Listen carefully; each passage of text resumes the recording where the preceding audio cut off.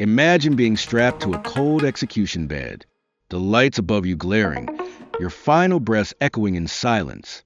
You know you are about to die, but you also know something else, something unbearable. You are innocent, and the man who could have stopped it, the judge, already knew. This is not fiction.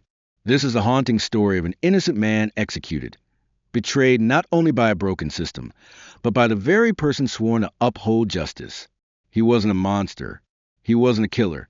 He was a son, a brother, a father, an ordinary man who became the perfect scapegoat. When a brutal crime shocked his community, the town demanded blood. Police needed a suspect fast. And he was in the wrong place, at the wrong time, with the wrong color skin. The investigation was sloppy. Witnesses were pressured. Evidence was twisted. And soon, his face was plastered across headlines. Murder caught. But behind the headlines, he kept saying the same words over and over. I didn't do it. I am innocent. Still, no one listened. The machine of justice had already decided his fate. The trial should have been his chance to prove his innocence. But instead, it was a stage play with one outcome written in advance.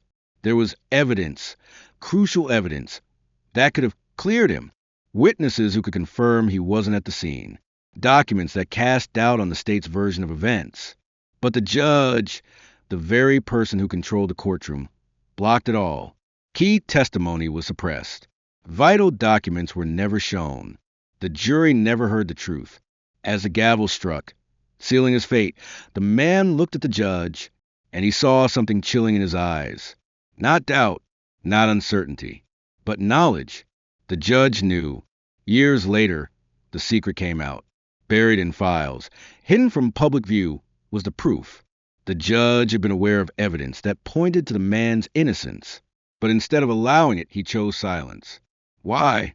Some say it was ambition, a desire to appear tough on crime. Others whisper it was corruption, political favors, hidden deals, even prejudice. Whatever the reason, the betrayal was complete. Because of his silence, an innocent man's life ticked down, second by second, toward a death that never should have come.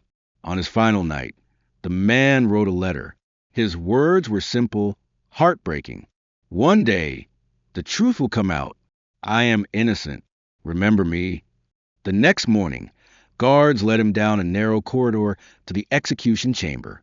Strapped to the table, he looked up at the ceiling light, his lips moving quietly as he whispered a prayer.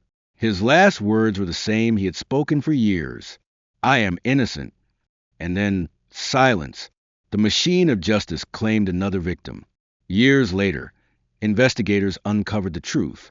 The evidence he needed had been there all along. The judge's betrayal was undeniable, but it was too late.